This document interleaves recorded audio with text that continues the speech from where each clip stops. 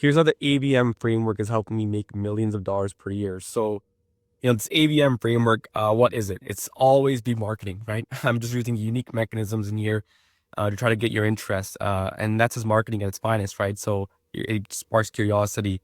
And this is something that I had to actually learn last week, right? Which is last week we didn't have a good week in terms of sales, but we knew exactly why we didn't have a good week in terms of sales, right? So I looked at all of the closer feedback or salespeople feedback, and we were on track for like 400K this month, and that week really threw a wrench in the wheel. And one of the things that we realized from our sales team was, financial objections are a real thing.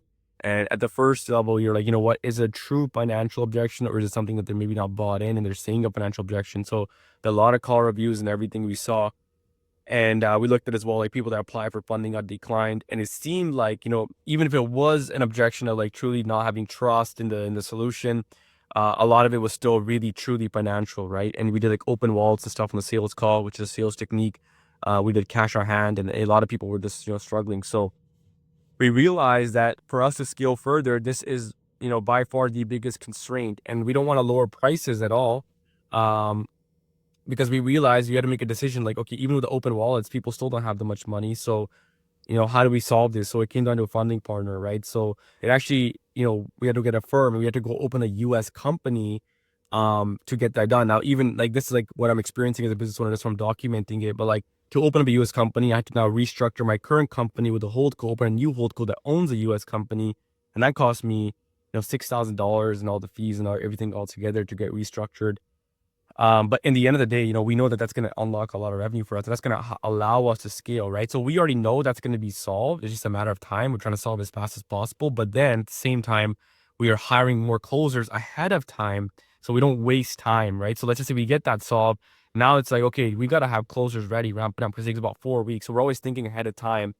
And during this time frame, we were still marketing. Like we weren't going to turn down our ad spend because we knew these people are going to come in our CRM. They're going to get absorbed with content. It takes about a couple of weeks for them to buy anyways. So we're going to send them YouTube videos. They're going to see our retargeting content. They might even jump on a demo with a person from our team. They might not buy, come back. We still like, that week, we didn't really make too much on our return, our ad spend, how much we spent. And even me saying that, it's not like that week's ad spend attributed to that week's sales, and that was probably for a couple of weeks prior. But anyways, like in terms of like the cash collected, it was quite low. So we kept on marketing because we know that these people, next month we're gonna do a webinar in the middle of the month. We're gonna have a bunch of retargeting ads, short form, long form. We're gonna have a bunch of emails sending out. We're hiring new setters. Like people are gonna come back around. So my tip for you is, if something's working for you, don't turn it off. Keep it running, because a lot of times like the value is in your list, right? And for us, we didn't turn that off because we know in the future that these people are going to come back and convert. Even if it's for this offer or might be for another offer in the future.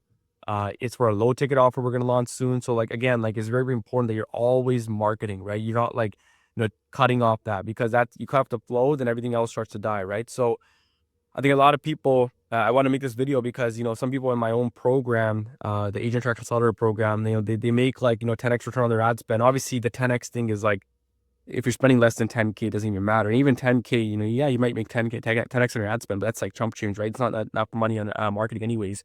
So, anyways, like I digress. Like the main thing I want to make sure I would point here is that if something's working, just keep on spending more money, right? Because the money will, the return on your ad spend over the span of 1 year. And you don't want to freak out over short time intervals, right? I've made this mistake in the past. And then when I look back at the end of the year, my revenue is like this, right? Whereas if 1 week was a little bit low, but then the rest of the weeks are good, that's fine, because, we knew this was a constraint. And, it was just this week in the middle of in like what we ended up seeing is like a lot of people were not able to come and work with us simply because they couldn't afford it, right? And we weren't willing to do like a pricing change like Gym Launch, where it's like 1K down, pay the rest, because we don't have enough statistics from our back end yet, right? Like, Gym Launch and Alex Ramosey's company, they probably have the statistics like, hey, on average, it takes like, XYZ days for us to get an Ascension sale on the back end. So if you have that back end funnel realized, then you can afford it's, and the end of the day, it's like really one big funnel, right? Especially for back end, right? So, that's what I had to realize. And, the main lesson I wanted to drive home here, it's a quick little video, is always be marketing. Do not let your foot off the marketing. Dan Kennedy said this, the biggest people in the game are always marketing. And, sometimes your return won't always be consistent, but you want to look over a longer time horizon, right? And, look, like, that's something that I had to learn the hard way. In the past few years, my revenue would always be like a roller coaster because I always put my foot off the gas in marketing.